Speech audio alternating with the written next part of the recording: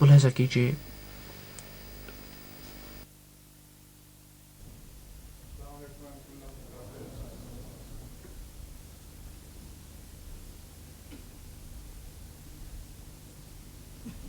السلام علیکم. اذان دے دیں.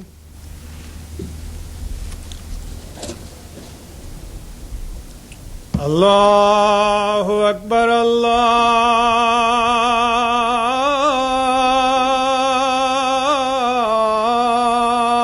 اکبر اللہ اکبر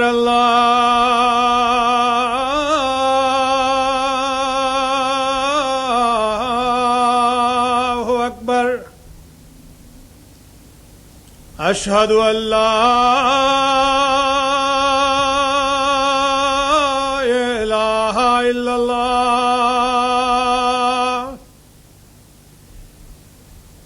اشہد ان لا الہ الا اللہ.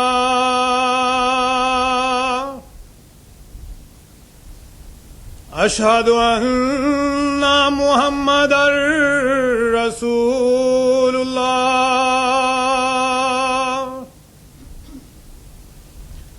اشہد ان محمد رسول اللہ.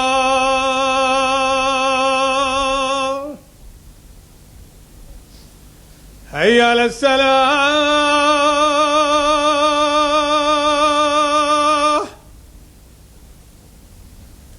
حی علی الصلاۃ.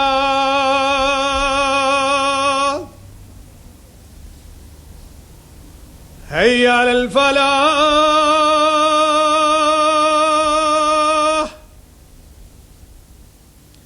حی علی الفلاح.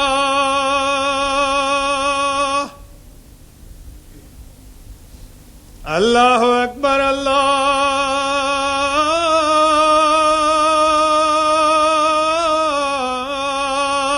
اکبر. لا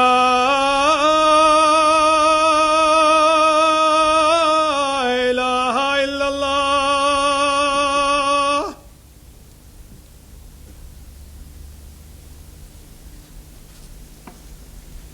اشہد ان لا الہ الا اللہ وحدہ لا شریک لہ واشهد ان محمدا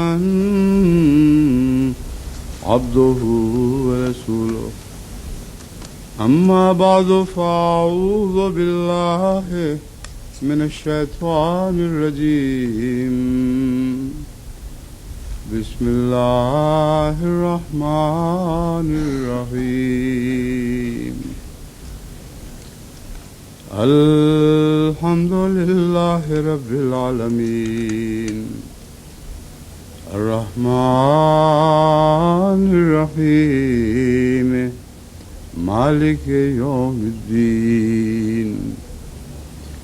ایاک نعبد وإياك نستعين.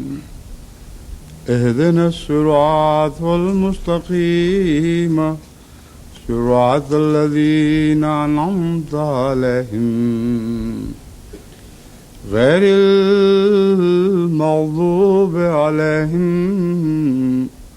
ولا الضالين.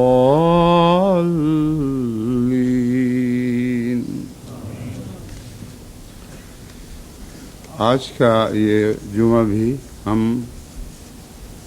برٹش کولمبیا ہی میں پڑھ رہے ہیں اور یہ برٹش کولمبیا میں پڑھا جانے والا تیسرا جمعہ ہے. برٹش کولمبیا کی سیر کا بہانہ لطف الرحمان صاحب کی ایک دعوت بنی جنہوں نے ہمیں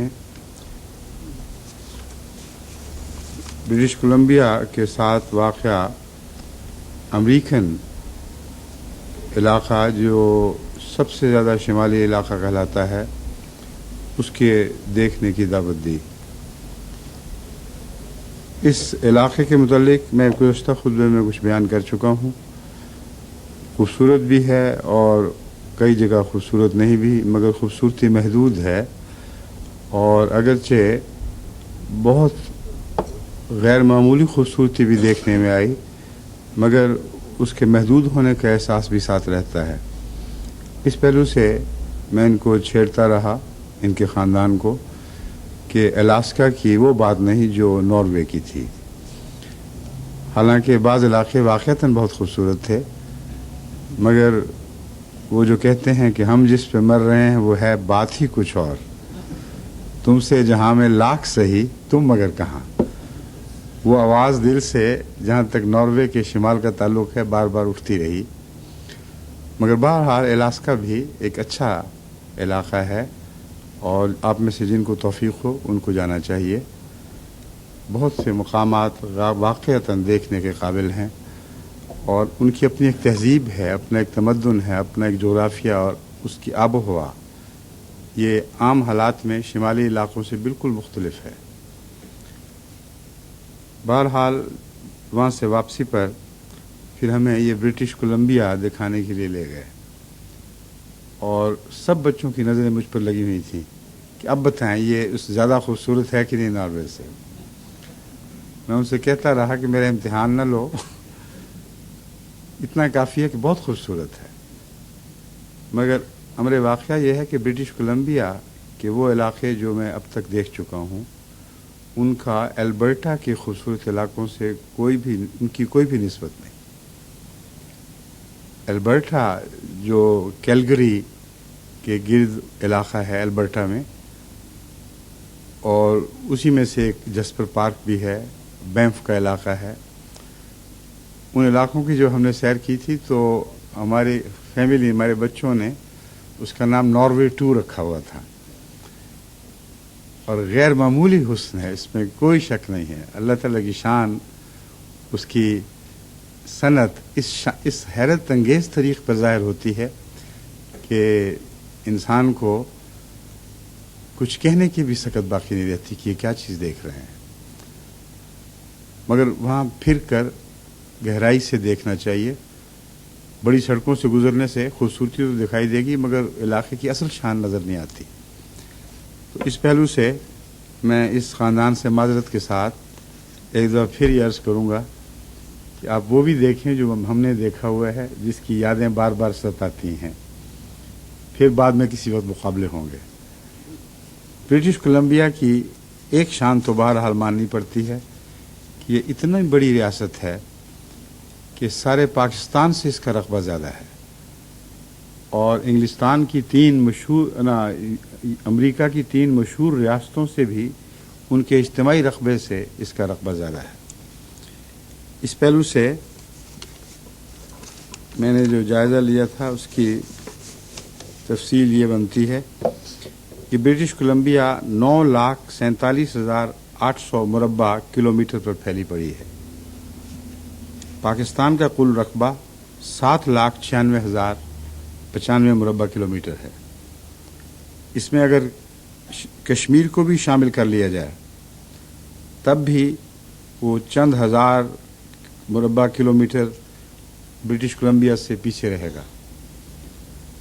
تمام آزاد کشمیر کا علاقہ یا نصف کشمیر جو کل کشمیر کا حصہ ہے اسے شامل کریں تو وہ 9,07,000 مربع کلومیٹر بنے گا، جبکہ برٹش کولمبیا 9,47,000 مربع کلومیٹر ہے۔ یونائٹڈ اسٹیٹس کی جو 3 ریاستیں میں نے بیان کی تھیں ان میں ایک کیلیفورنیا ہے جو بہت بڑی اور وسیع ریاست ہے، اور معدنی خزائن اور بہت سے زرعی خزائن کے لحاظ سے یہ امریکہ کی چوٹی کی ریاست ہے، جو امریکہ کو سبزیاں اور پھل اور گوشت مہیا کرتی ہے، اور مچھلی بھی، اور بہت پھیلی پڑی ہے۔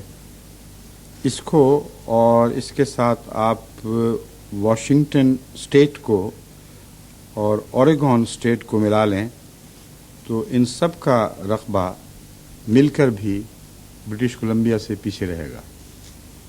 بس اس پہلو سے برٹش کولمبیا کے رہنے والوں کو مبارک ہو کہ ایک بہت بڑی ریاست کے باشندے ہیں۔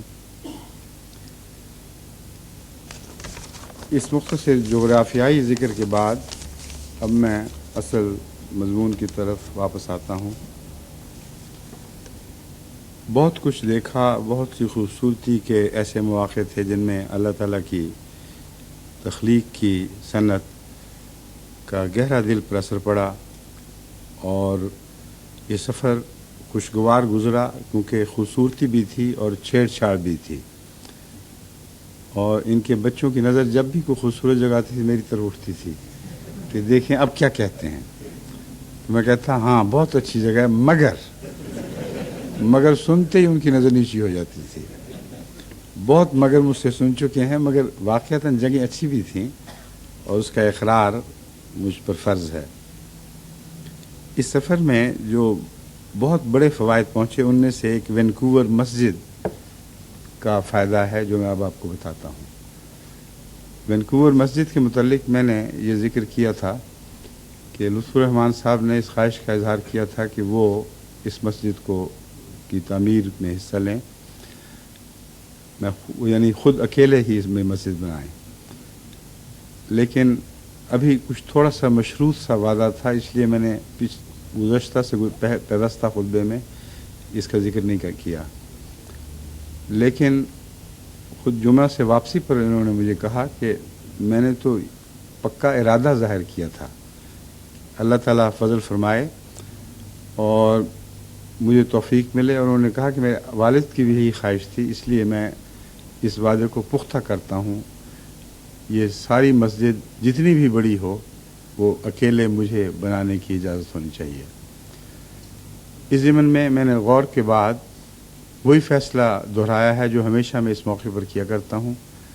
مساجد کی تعمیر میں کسی ایک شخص کے سپرد کلیتاً اس کی مالی ذمہ داری میں کبھی نہیں کرتا، اس شرط کے ساتھ کہ دوسرے حصہ نہ لے سکیں. اللہ کے گھر کی تعمیر میں حصہ لینا ایک بڑی سعادت ہے. چنانچہ ہمیشہ گزشتہ فیصلوں میں نے یہی آخری نتیجہ نکالا تھا کہ ایک شخص کو اجازت ہو جس حد تک اس کی تعمیر کی آخری ضرورت ہے وہ پوری کرنے کے لیے تیار رہے، مگر اگر باقی جماعت حصہ لینا چاہے تو اس کو میں روک نہیں سکتا. اس شرط کے ساتھ میں اس وعدے کو منظور کرتا ہوں کہ وینکوور ہو یا کینیڈا کی دوسری جماعتیں یا امریکہ کی ریاست کی دوسری جماعتیں، وہ اگر اپنے شوق سے سعادت کی خاطر اس میں کچھ حصہ لینا چاہیں تو ان کو اجازت ہے اور ان کو خوش آمدید کہتا ہوں. چنانچہ میں نے بھی ذاتی طور پر اس میں تبرکاً کچھ حصہ ڈالا ہے، مگر شرط وہی ہے کہ اگر جماعت ایک پیسہ نہ بھی دے یا ایک پیسہ بھی نہ دے تو لطف الرحمان صاحب انشاءاللہ اکیلے ہی اس مسجد کو تعمیر کریں گے، اور جو روپیہ جماعت دے گی اسے مسجد میں ڈال کر باقی ساری ضرورتیں انہی کی طرف سے پوری کی جائیں گی. اللہ تعالیٰ ان کو بہترین جزا دے اور جماعت میں ایسے مخلصین بہت پیدا فرمائے جو بڑے بڑے کاموں کو اکیلے سنبھال لیں. اس ضمن میں ایک عرض میں یہ کرنی چاہتا ہوں کہ جماعت کینیڈا کی مالی قربانی میں میں نے اس دفعہ بہت نمایاں فرق دیکھا ہے، اس پہلو سے کہ پہلے بعض اکیلے ایسے لوگ جو متمول تھے وہ اکثر ان کی ضرورتیں پوری کر دیا کرتے تھے اور یہ سمجھتے تھے کہ جماعت کا چندہ کافی ہو گیا. میں نے امیر صاحب کو چند سال پہلے توجہ دلائی تھی کہ ہمیں لوگوں کی ذات میں دلچسپی ہے نہ کہ مال کے میں دلچسپی. اگر سارے افراد جماعت مالی قربانی میں پیش نہ ہوئے تو بڑا بھاری نقصان ہے. چند عمارتیں مکمل ہونا یہ کوئی اخلاص کی نشانی نہیں، چند آدمیوں کے اخلاص کی نشانی ہے، مگر جماعت محروم رہے گی اور اس کی دینی تربیت میں بھی فرق پڑے گا. اس لیے آپ یہ زور دیں کہ ہر فرد بشر مالی قربانی میں شامل ہو. اس پہلو سے اللہ تعالیٰ کے فضل سے میں نے اس دورے میں بہت نمایاں فرق دیکھا ہے. اور ملاقات کا ایک یہ بھی فائدہ ہے کہ ملاقات کی جو فہرستیں تیار ہوتی ہیں ان میں میری ہدایت کے مطابق اس شخص کی مالی قربانی کا ذکر موجود ہوتا ہے. بہت کم ایسے احباب تھے جو مالی قربانی میں معیار سے گرے ہوئے تھے، نسبت کے لحاظ سے بہت کم تھے. لیکن ان کا بھی اخلاص بہرحال خدا تعالیٰ کے فضل سے بلند تھا. جس کو بھی میں نے توجہ دلائی اس نے بلا تاخیر وعدہ کیا کہ آئندہ کبھی اس معاملے میں مجھے ان سے شکایت نہیں ہوگی. بس جماعت کینیڈا کا مالی نظام معلوم ہوتا ہے مستحکم ہو چکا ہے. اس ضمن میں جو غیر معمولی اخلاص سے خدمت کرنے والے لوگ تھے جنہوں نے شروع میں بہت بوجھ اٹھائے، ان میں سے ایک ایسا ذکر ہے جو میں اپنے طور پر کر رہا ہوں.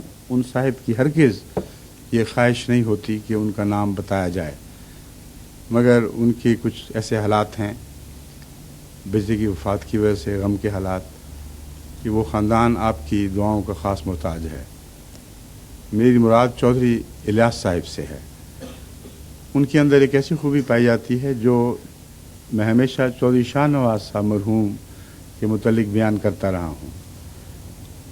حضرت چودھری شاہ نواز صاحب مرحوم کی ایک ایسی عجیب خوبی تھی، خاموش اور دکھاوے سے بالکل پاک، کہ جن لوگوں کو وہ اپنے کاموں میں تربیت دیتے تھے ان کی حوصلہ افزائی کرتے تھے کہ وہ اپنا الگ کام بنائیں، اور کبھی بھی ان سے ادنا سا بھی حسد محسوس نہیں کیا.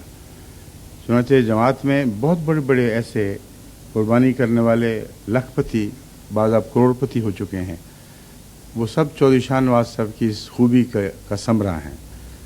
اور میں ہمیشہ بڑی عزت کی نگاہ سے اس بات کو دیکھتا تھا کہ خود امیر نہیں بلکہ دوسروں کو امیر بنانے کے لیے ایک دلی تمنا رکھتے تھے، اور ہر ایک اپنی اپنی جگہ آزاد ہو جاتا تھا.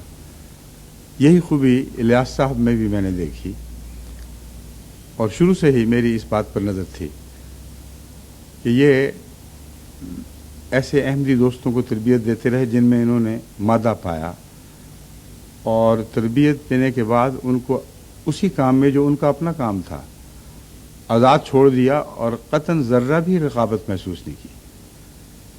چنانچہ لطف الرحمان صاحب جن کا ذکر بارہا ہو چکا ہے، وہ انہی کی اس خوبی کا ثمرہ ہیں.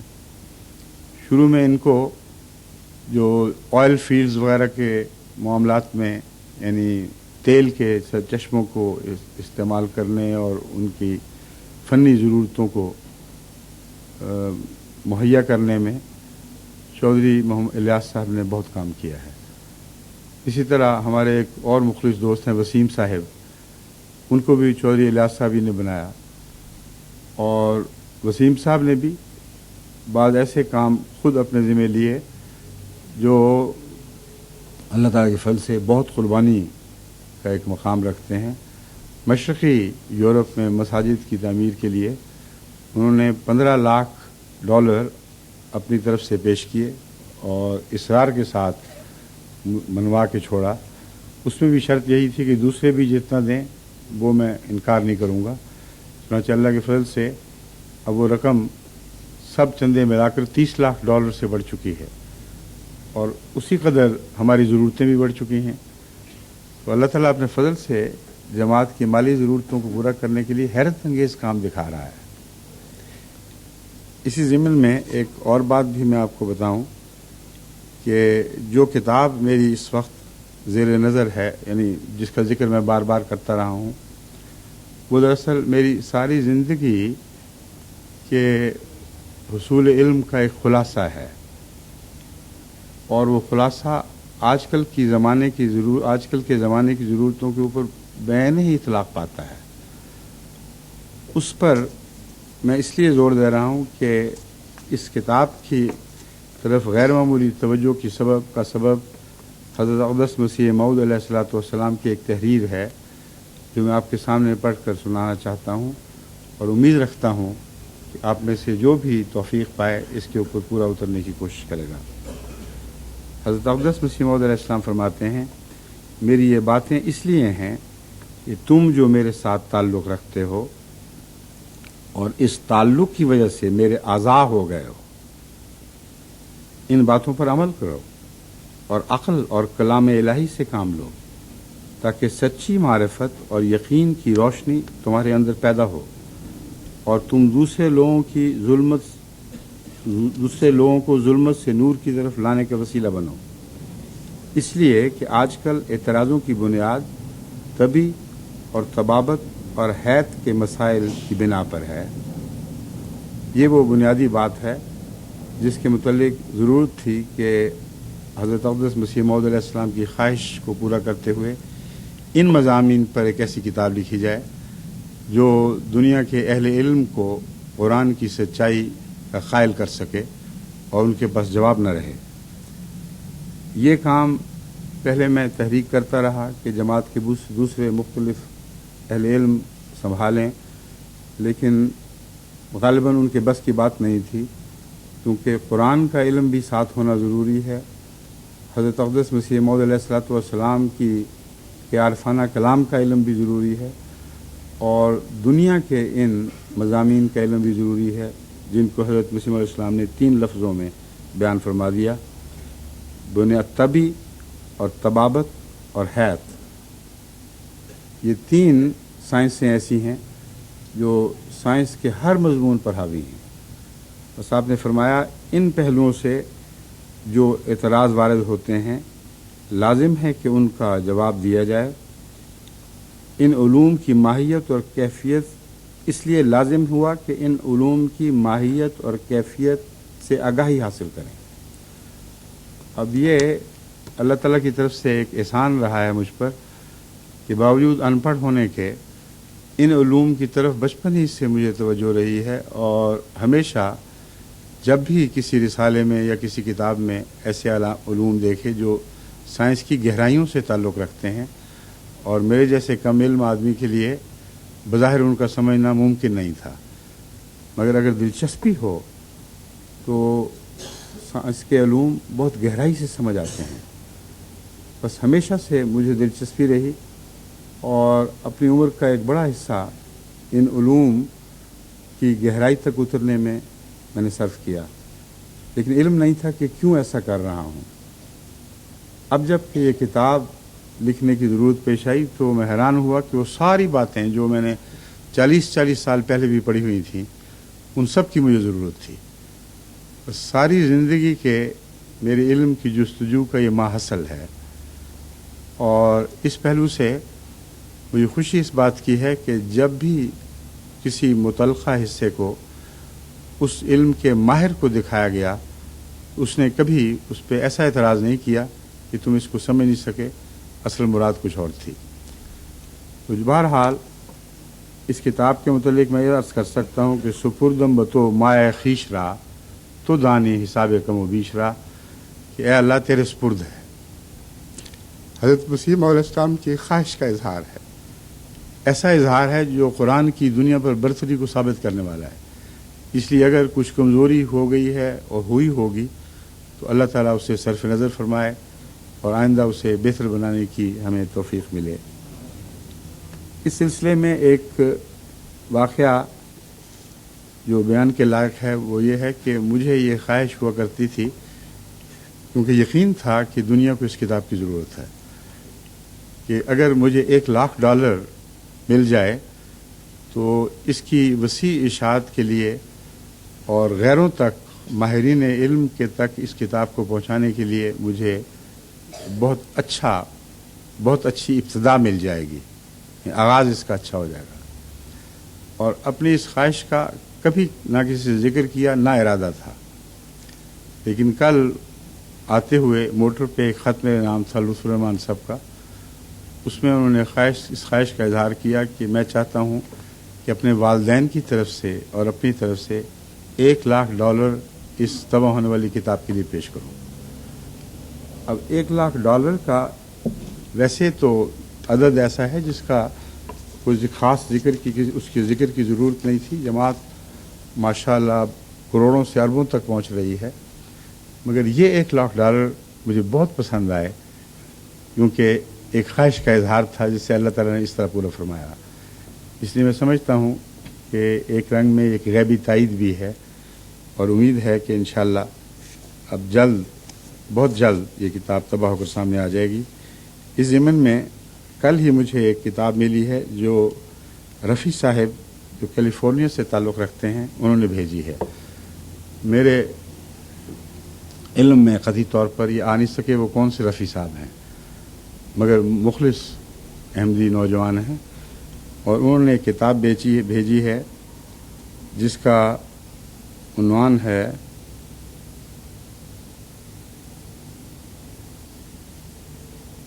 ڈارونز بلیک باکس، یعنی ڈارون کا کالا باکس، اور یہ میکائیل جے یہ ہے کی لکھی ہوئی کتاب ہے۔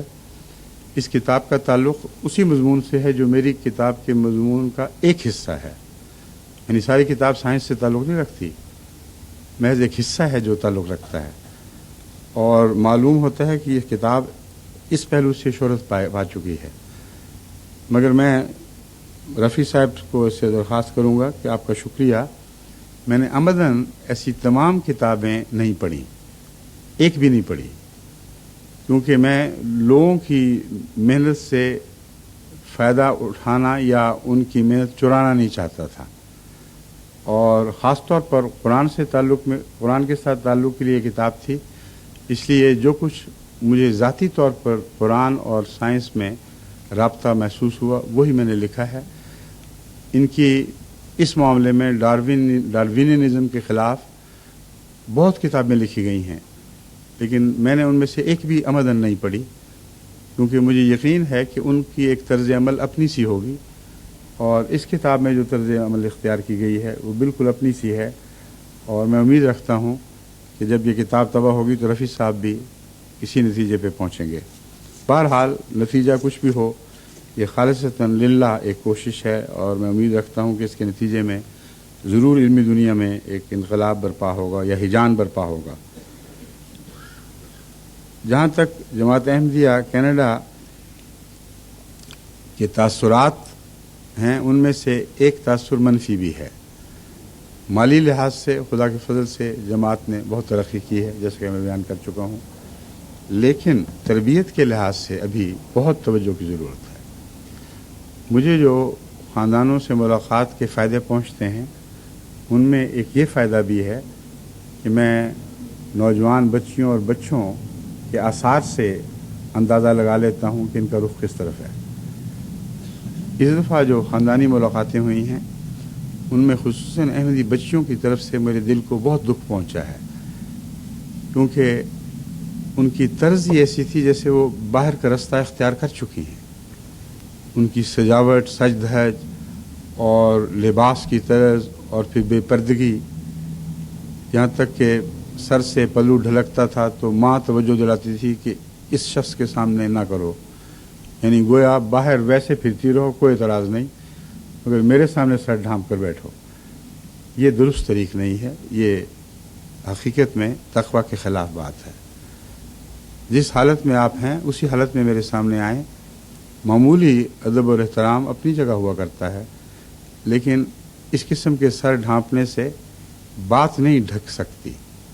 جو حقیقت ہے وہ تو مجھ پر فوراً ظاہر ہو جاتی ہے، سر نظر ڈالتے ہی پتہ چل جاتا ہے کہ یہ بچیاں ہماری رہی بھی ہیں کہ نہیں، خیروں کی تو نہیں ہو چکی۔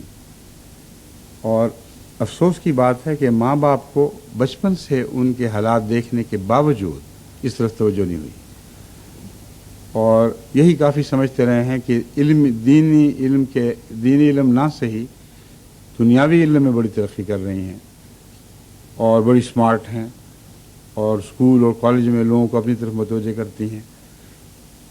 یہ درست ہے کہ ہر جگہ پردے کو انتہائی شدت سے نافذ نہیں کیا جا سکتا، لیکن دوسری تہذیب سے متاثر ہو کر اگر آپ اپنی اعلیٰ اقدار کو چھوڑ دیں اور اپنی بچیوں اور بچوں کو غیروں کی طرف جانے دیں تو آپ کا مستقبل لٹ جائے گا، کچھ بھی باقی نہیں رہے گا۔ سکھوں سے فائدہ اٹھائیے۔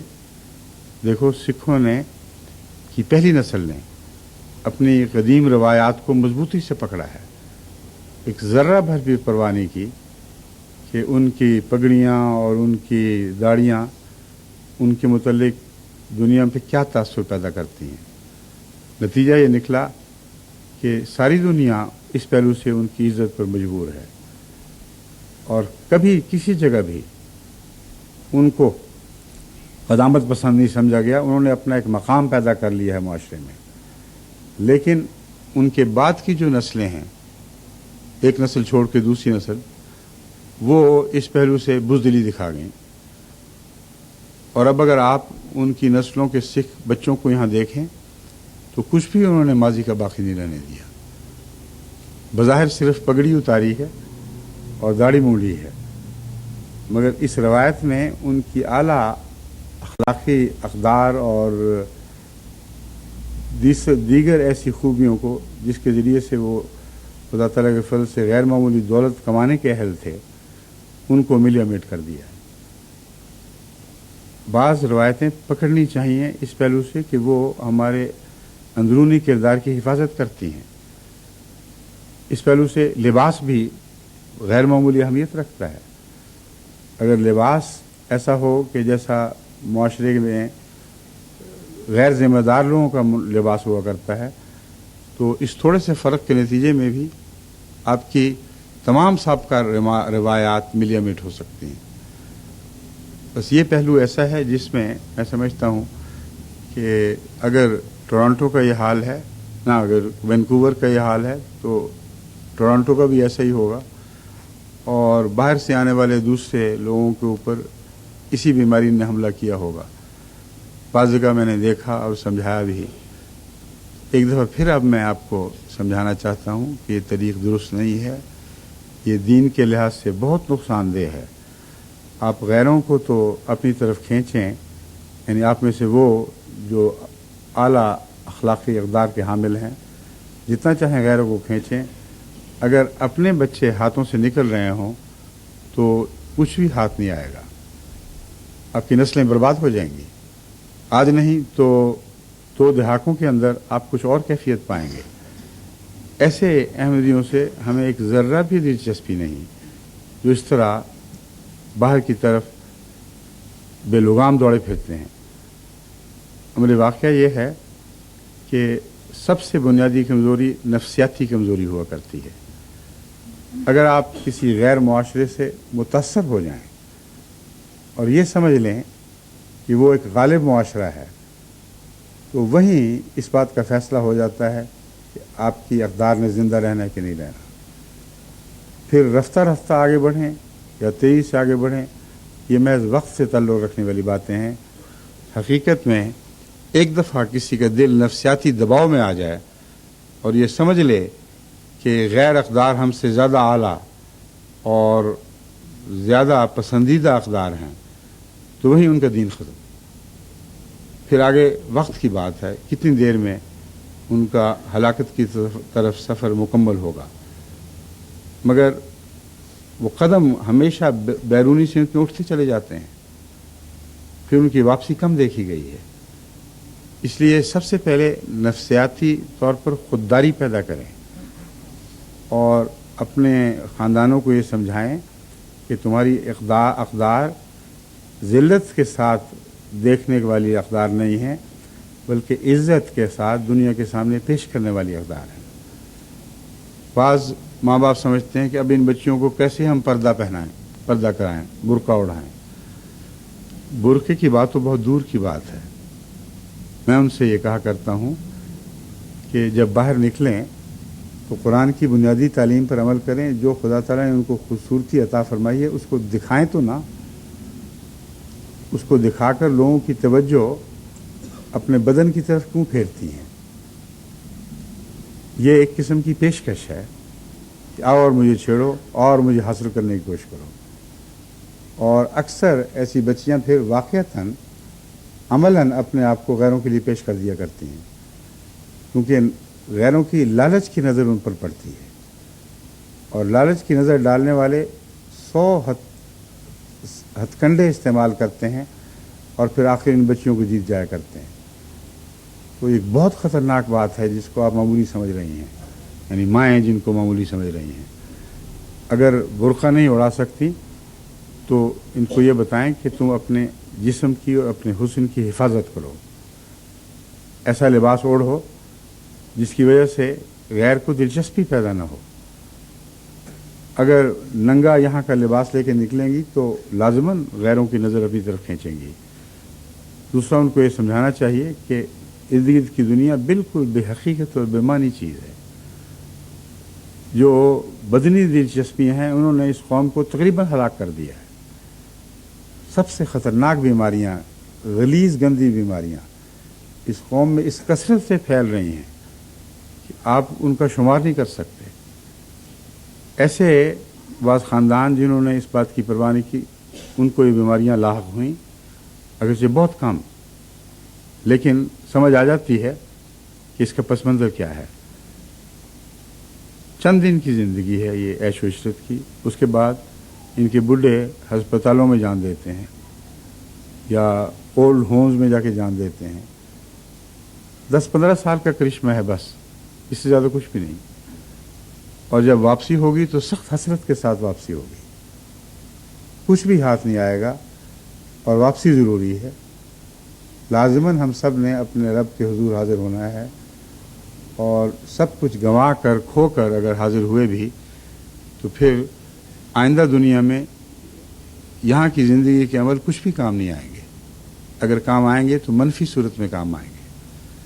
بس اس پہلو سے میں ایک دفعہ پھر آپ کو توجہ دلاتا ہوں کہ تربیت کی طرف پوری توجہ دیں. اور امیر صاحب کینیڈا کا فرض ہے کہ وہ ہر جگہ تربیتی کمیٹیاں مقرر کریں، وہ گہرا تجزیہ کریں، اور محض ظاہری طور پر یہ توجہ نہ دلائیں کہ جی برقع اوڑھو، پردہ کرو، بلکہ دلوں میں پاک تبدیلی پیدا کرنے کی کوشش کریں. یہ تبدیلیاں پیدا کرنے میں MTA بھی ایک اہم کردار ادا کرتی ہے. اس کا ہم نے انگلستان میں عملاً تجربہ کر کے دیکھا کہ شروع میں بعض شہروں میں بڑی کثرت کے ساتھ ایسے گھر تھے جن میں MTA کا اینٹینا نہیں لگا ہوا تھا، اور وہ سمجھتے تھے کہ ہمیں کچھ بھی نقصان نہیں ہے. صرف چند ایک تھے، اللہ تعالیٰ جزا دے انصار اللہ کے اس وقت کے صدر صاحب کو، انہوں نے یہ مہم اپنے ذمہ لی اور کچھ قرضے بھی ان کو میں نے مہیا کیے اس اسکیم کو کامیاب کرنے کے لیے کہ ہر شہر میں ہر گھر میں MTA کا اینٹینا لگ جائے. اور اللہ کے فضل سے بڑی بھاری اکثریت میں بڑی بھاری اکثریت سے گھروں میں یہ اینٹینا لگ چکے ہیں، اور ان کے خاندانوں کی کیا پلٹ گئی ہے. ان کے بڑے بھی، ان کے بچے بھی، جن کا کوئی بھی جماعت سے تعلق نہیں تھا، بے اختیار جماعت کے الٹے پڑتے ہیں. اب یہاں بھی کل آپ نے وہ نغمہ سنا تھا جو غالباً سرگم کیا تھا، وہ چیچے یہ میں بتا دیتا ہوں آپ کو.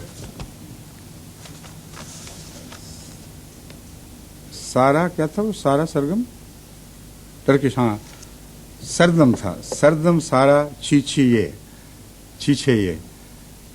وہ یہاں کی بچیوں نے MTA سے سیکھا تھا اور اس کا بہت اچھا اثر طبیعت پہ پڑا. لیکن یہ ایک واقعہ نہیں، امریکہ میں نے بارہا دیکھا کہ وہاں MTA کا اس سے بھی زیادہ گہرا اثر پڑ چکا ہے اور بچیوں کی کیا پلٹ گئی ہے. وہ بیرونی دنیا کو چھوڑ کر جماعت کے اندر کی طرف سفر اختیار کر چکی ہیں.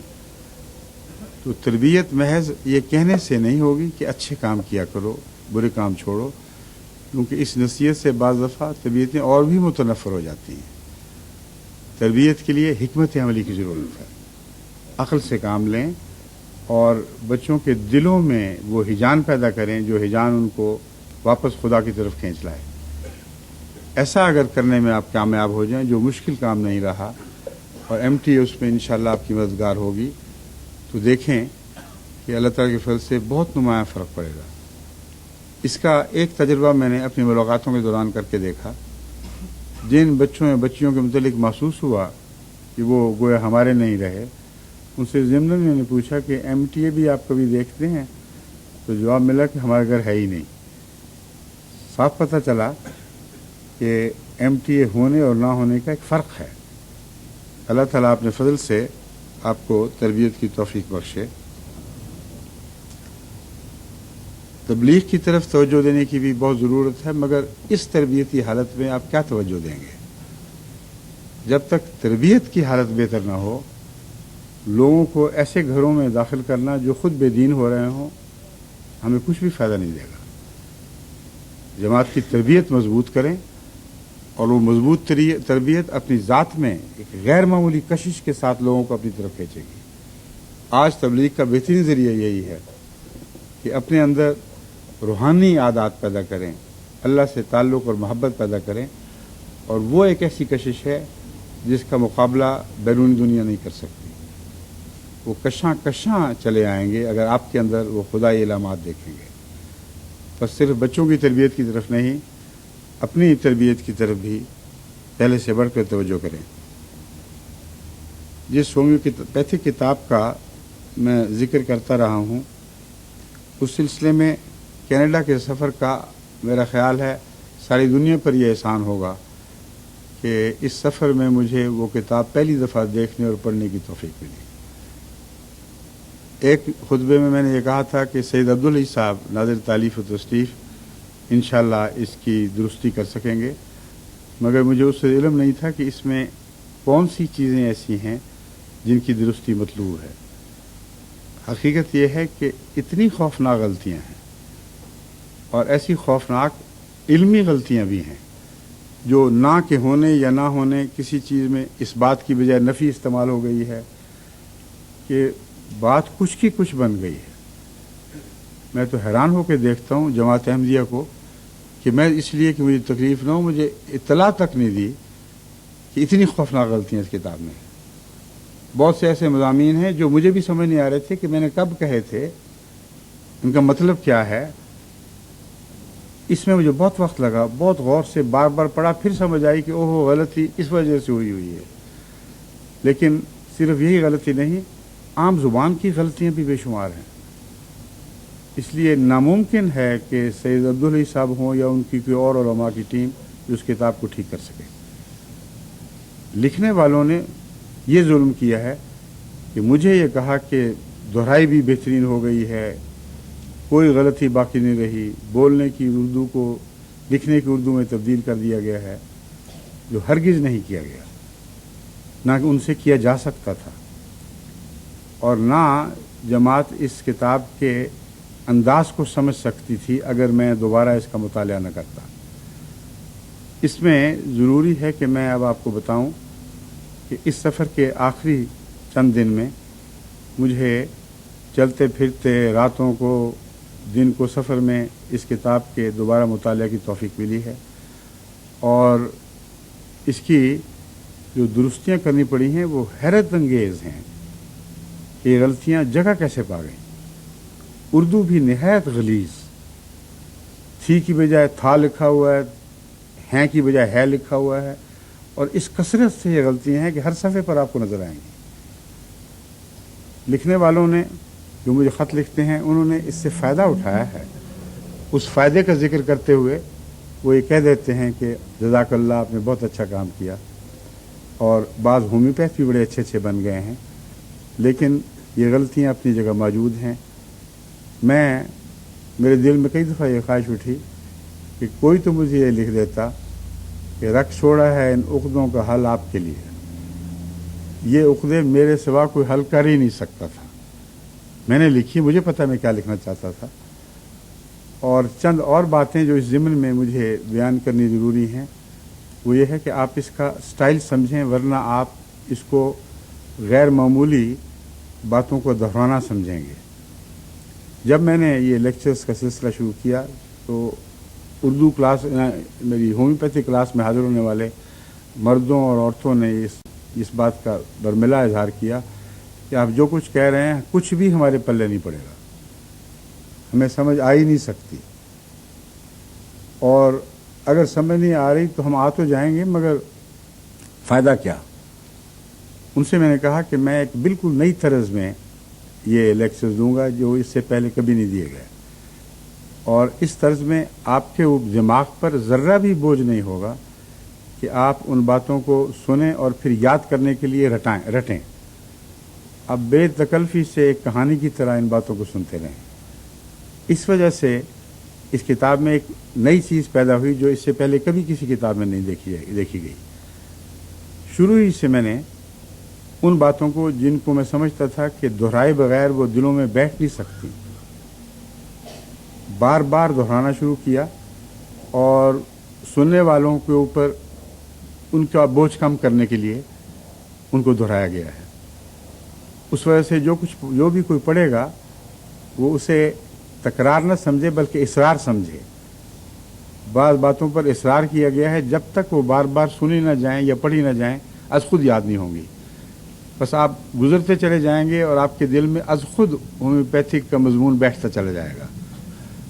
اور دوسری بات اس میں نے یہ محسوس کی اب دہرائی کے دوران کہ شروع کے 1-2 بابوں میں ہی دراصل ساری کتاب کا خلاصہ آ چکا ہے.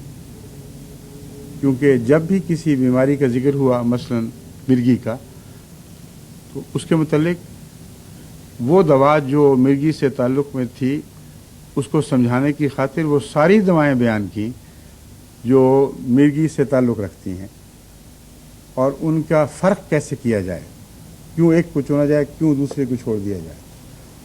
پیاس کا میں نے ذکر کیا تھا کہ ذکر ہی کوئی موجود نہیں، حالانکہ اس کتاب میں اس تفصیل سے ذکر ہے کہ بعض باتیں خود میرے لیے بھی علم کا اضافہ بنی، دوبارہ دیکھنے سے یاد آ گئیں کہ پیاس کئی قسم کی ہے. منہ خشک ہوتا ہے، منہ گیلا ہو پھر بھی پیاس لگتی ہے، پیاس بجھنے میں ہی نہیں آتی، تھوڑے تھوڑے پانی کی پیاس، زیادہ پانی کی پیاس، اس کا جگر سے کیا تعلق ہے، دل سے کیا تعلق ہے، معدے سے کیا تعلق ہے، کون کون سی دوائیں اس میں کام آتی ہیں.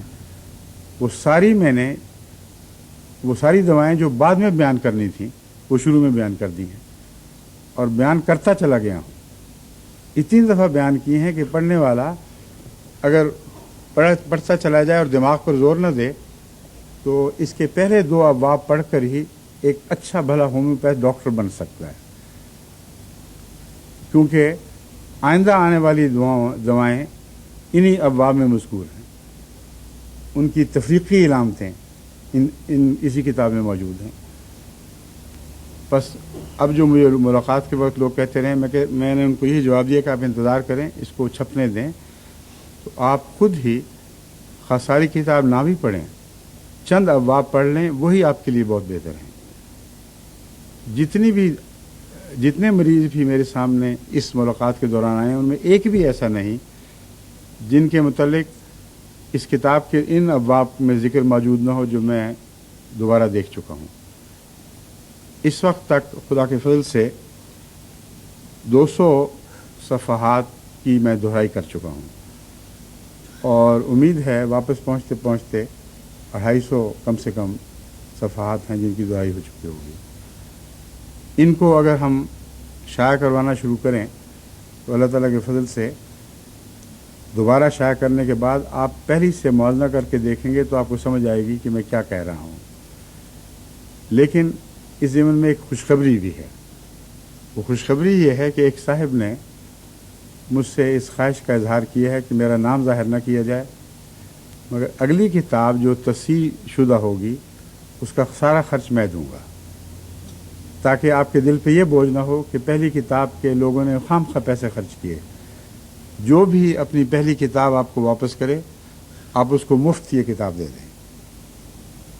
تو اب یہ بات بھی میرے دل سے اٹھ گئی، اس کا بوجھ بھی میرے دل سے اٹھ گیا کہ جو بیچارے پہلے خرید بیٹھے ہیں ان کا کیا بنے گا. انشاءاللہ تعالیٰ ان کو نئی تصحیح شدہ کتاب اس شرط کے ساتھ مفت ملے گی کہ پہلی واپس کر دیں. تو پہلی ہے چاہے ہم اس کو بھاڑ میں ڈالیں یا کسی اور بیچارے کو دے دیں جس کے پاس خریدنے کی طاقت نہیں، زور مارو اور دیکھو، جتنا فائدہ بھی پہنچے اتنا ہی بہتر ہے. مگر بہرحال یہ بھی ایک کینیڈا کے سفر کا ایک فائدہ ہے، اللہ تعالیٰ کے فضل سے تو ہمیں پہنچا ہے.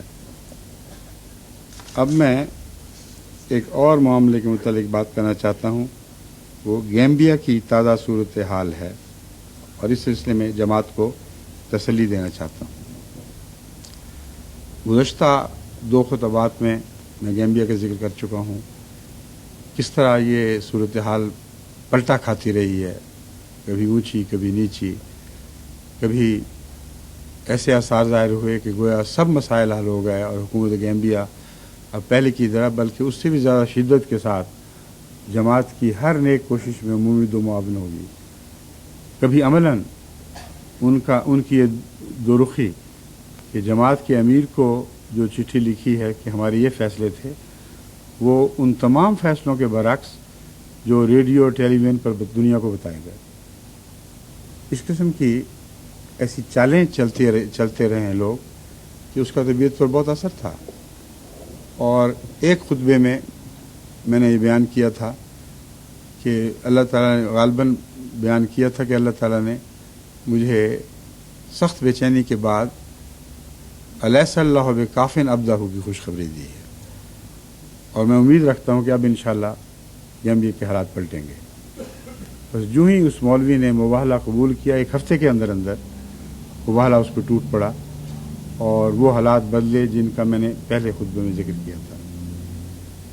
اب یہ عجیب بات ہے کہ یہیں کینیڈا میں دوبارہ مجھے ایک تجربہ ہوا جب ان کے واپس بدلنے کی اطلاع ملی اور پھر پریشانی شروع ہوئی تو پھر ایک بے قراری کی رات کاٹی. اس میں اللہ تعالیٰ نے ایک قسم کی توجہ دلائی، جیسے کوئی یہ کہہ رہا ہو کہ شرم کرو، تمہیں بتایا نہیں ہوا تھا کہ اللہ صلی اللہ بکافٍ عبدہ ہو. چنانچہ ایک رات مغرب کی نماز میں پہلی دفعہ ایک حیرت انگیز غلطی اور اصرار کے ساتھ غلطی ہوتی رہی کہ الیس اللہ بأحکم الحاکمین کہنے کی بجائے میں الیس اللہ بکافٍ عبدہ پڑھتا رہا، اور سارے پیچھے نمازی مجھے بار بار کہتے رہے الیس اللہ بأحکم الحاکمین، میں پھر الیس اللہ بکافٍ عبدہ، اس کے سوا زبان پہ کچھ نہیں چڑھتا تھا. جب نماز ختم ہوئی تو پھر مجھے سمجھ آئی کہ اللہ تعالیٰ مجھے شرمندہ کر رہا ہے، تو کہا جو تھا کیوں یاد نہیں رہا. اور اس واقعہ کے چند دن کے اندر بوجنگ صاحب کو وزارت مذہبی امور سے ہٹا دیا گیا،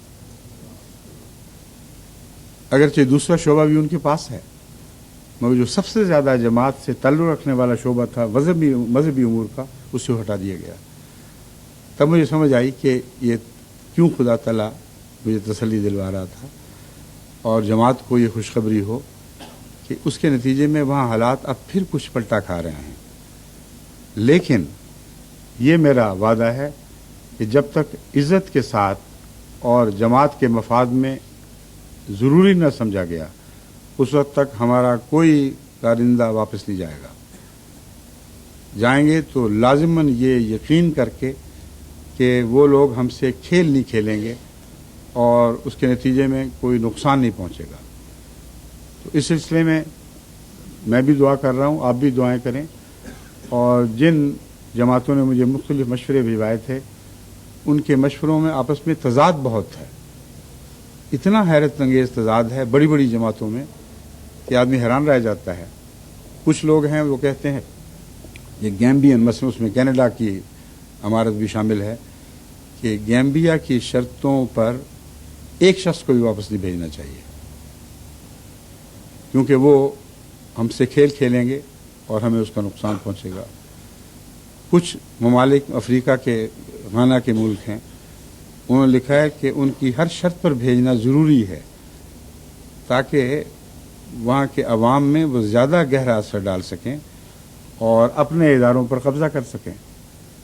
اور افریقہ ہی کے ایک دوسرے بڑے ملک نائجیریا کی رائے یہ ہے، اور اسی طرح تنزانیہ کی، کہ ہرگز کسی کو وہاں بھیجنا نہیں چاہیے. وہ شریر لوگ ہیں، انہوں نے وعدہ خلافی کی ہے، اس لیے اب ان کو اسی حال پر رہنے دیا جائے جب تک وہ ہماری بات نہ مانے. امر واقعہ یہ ہے کہ پہلے تو میں ان آراء کو مختلف ملکوں میں بھجوا کر انتظار کر رہا تھا کہ سب کی رائے اکٹھی معلوم ہو جائے، لیکن اس دوسرے تجربہ کے بعد میں سمجھتا ہوں کہ ان کی جو بھی رائے ہو، یہ معاملہ اللہ تعالیٰ نے اپنے ہاتھ میں لے لیا ہے اور انشاءاللہ اسی کی رہنمائی کے مطابق فیصلے ہوں گے. جانا بہتر ہے یا نہ جانا بہتر ہے، اس کے متعلق فیصلے بعد میں کیے جائیں گے.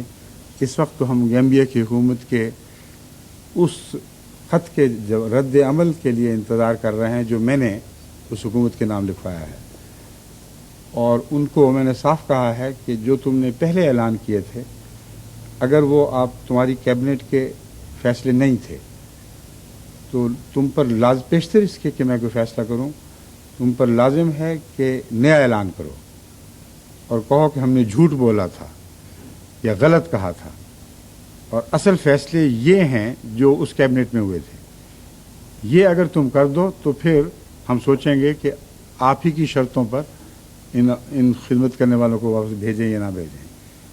اس کا کوئی جواب ان سے بن نہیں پڑ رہا، مشکل میں پھنسے ہوئے ہیں، اور جب تک اس کا جواب واضح نہ آئے ایک اور طریق میں نے یہ اختیار کیا ہے کہ ایک بین الاقوامی وفد تیار کیا ہے، اور گیمبیا کی حکومت کو یہ اطلاع کی ہے کہ یہ وفد جماعت احمدیہ کی نمائندگی میں آپ سے ملے گا، اس میں کینیڈا کے نمائندہ بھی شامل ہوگا، امریکہ کا بھی ہوگا، اور بعض افریقی ممالک کی خصوصیت سے نمائندے ہوں گے۔ وہ افہام تفہیم کے بعد مجھے جو مشورہ دیں گے انشاءاللہ اس پر میں عمل کروں گا۔ تو یہ معاملہ ابھی لٹکا ہوا ہے، گو مگو کی حالت میں ہے، اور میں سارے احباب جماعت کو درخواست کرتا ہوں کہ وہ اس کو اپنی دعاؤں میں یاد رکھیں۔ اس ضمن میں اب میں یہ بھی عرض کرنا چاہتا ہوں کہ آپ لوگ جو یہاں تشریف لائے ہیں بہت دور دور سے، اس کثرت سے وینکوور سے باہر سے لوگ تشریف لائے ہیں کہ وینکوور والوں کی تعداد کم رہ گئی ہے اور ان کی تعداد بڑھ گئی ہے۔ اسی لیے جو غیر معمولی رش دکھائی دیتا ہے یہ دراصل وینکوور کے باشندوں کا نہیں بلکہ زیادہ تر باہر سے آنے والوں کا ہے۔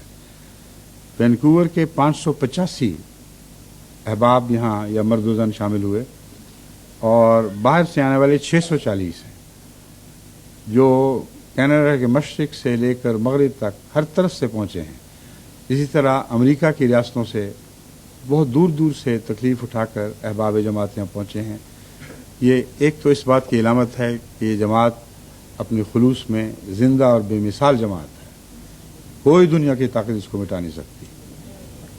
کامل یقین پر فائز ہے کہ ہم سچے ہیں، اور سچائی کی نے ان کے دلوں میں ایک ایسا ولولہ اور قربانی کی روح پیدا کر دی ہے کہ حقیقتاً دنیا میں کسی جگہ بھی آپ کو اس کا عشر عشیر بھی دکھائی نہیں دے گا۔ اللہ کرے آپ کے یہ خلوص بڑھتے رہیں، آپ کے جذب عمل میں نئی انگیخت ہو، اور پہلے سے بڑھ کر آپ خدمت کے مواقع سے فائدہ اٹھائیں۔ اور میں آپ سب کا ممنون احسان ہوں، کیونکہ آپ کے چہرے دیکھ کر میرا دل بڑھتا ہے، ایسی محبت ہے کہ جس کو میں بیان نہیں کر سکتا۔ حضرت مسیح موعود صاحب نے فرمایا تھا آپ میرے اعضاء ہیں، مجھے حقیقتاً اعضاء اور بچے دکھائی دیتے ہیں، بوڑھے بھی ہوں تو لگتا ہے جیسے اپنا بچہ ہو، اور یہ میری خوبی نہیں، یہ آپ کا اخلاص ہے جو میرے آئینے میں دکھائی دے رہا ہے۔ اللہ تعالیٰ خلافت کو اور جماعت کو ہمیشہ ایک رکھے، ہر دل ایک ہی طرح دھڑکے، ہر ذہن ایک ہی طرح سوچے، ہر طبیعت میں ایک ہی بات ہیجان پیدا کرے، ایک ہی بات سکون پیدا کرے۔ یہ وہ وحدت ہے، یہ خدا کی وہ توحید ہے جو دنیا پر نافذ ہوگی، اور دنیا کو اسی توحید نے جیتنا ہے۔ اللہ تعالیٰ آپ کو اور مجھے اس کی توفیق عطا فرمائے، اور آپ سب جو بڑی محبت سے دور دور سے آئے ہیں ان کو خیر و عافیت سے اپنے گھروں میں واپس لے کے جائے، ان کا سفر فائدے کا سفر ہو، کسی نقصان کا موجب نہ بنے۔ اس کے بعد میں آپ سے اجازت چاہتا ہوں۔ السلام علیکم ورحمۃ اللہ۔